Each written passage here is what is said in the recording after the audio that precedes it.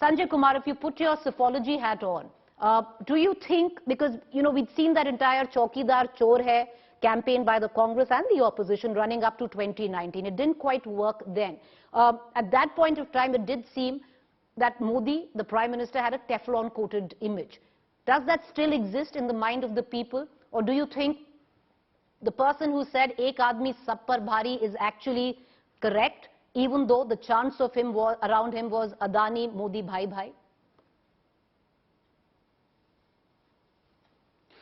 No, I think there may be a slight dent in Prime Minister Modi's image, but I'm using the word slight because overall, if I look at Prime Minister Modi's popularity, he is still very popular, far more popular compared to any other leader from any opposition party.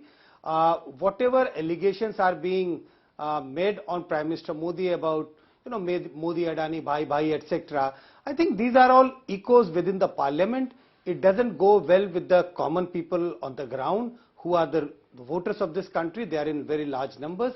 So I don't see his image, Prime Minister Modi's image, getting dented so much that in 2024 BJP could be in a trouble. I don't see that happening at all. All right, okay, that takes me to Syed Zafar Islam. Syed Zafar Islam, the Prime Minister in Lok Sabha attacking Rahul Gandhi, of course, also talking about what the government or the BJP since 2014 has brought to India and possibly what the 60 years of Congress had not. Today, it was more concerted on the Congress-led opposition through the years before the BJP came in governance. But through it all, the question of Adani was not even touched, the name was not even mentioned. Not that that maybe the Prime Minister wanted to validate what the Congress was saying or validate what the Congress was saying or what Rahul Gandhi said in Parliament yesterday. But also somewhere down the line, it's a story that is playing out outside the Parliament as well.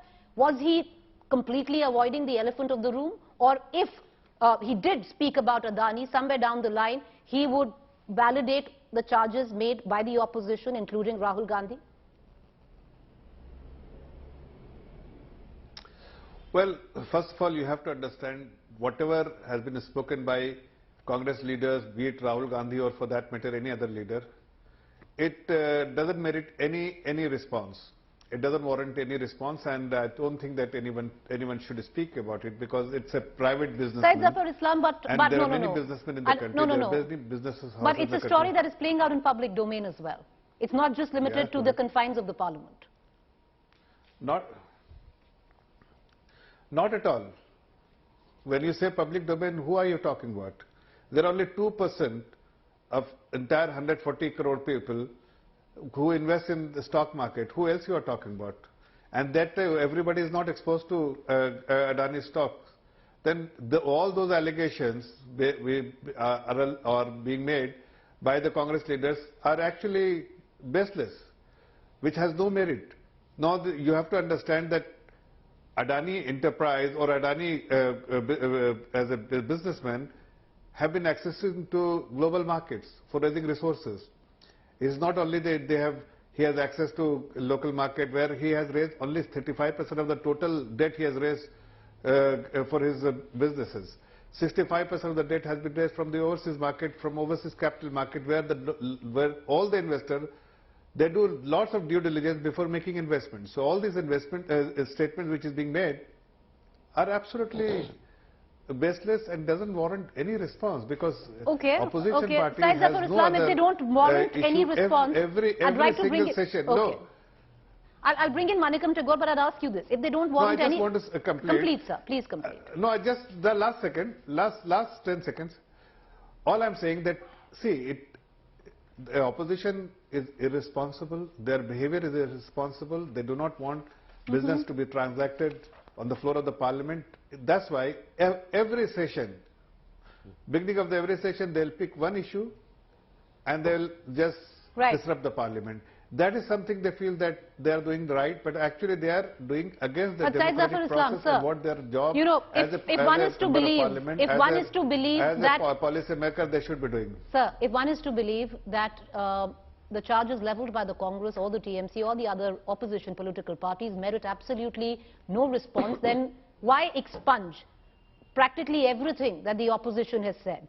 be it Mahua Moitra's speech, be it Rahul Gandhi's speech, or be it even Mallikarjun Kharge's speech, 18 remarks by Rahul Gandhi in Lok Sabha were completely expunged. Every question asked of the Prime Minister was expunged. It wasn't an allegation, sir. If you say that they were completely baseless and not without proof, questions don't need to have proof. But why were they expunged? Preeti, you have to understand the parliamentary protocol. The parliament, you have to use certain words which you cannot, and you are barred to use certain words. And that's why it is the responsibility of the chair to decide whether what needs to be kept in the speech and the parliamentary record. But so where has it become unfit to question the Prime Minister in Parliament? It is the prerogative of the chair, and based on the certain protocol.